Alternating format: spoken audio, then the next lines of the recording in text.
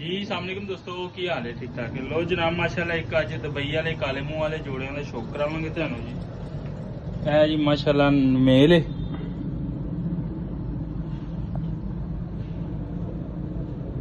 ऐ ने जनाब दुबई वाले काले मूंह वाले टैडी कबूतर पक्के कलरां दे पक्कियां अखां दे ते पक्के टाइमां च घर आने वाले शामां नू।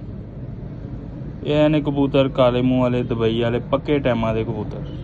लोग जो मर्जी कहन साढ़े को माशाल्लाह अच्छे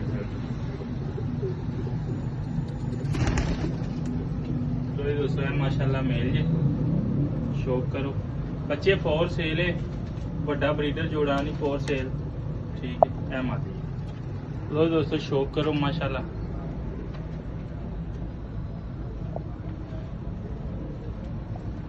ऐ ने जी दुबई वाले काले मुंह वाले कबूतर ठीक हो गया।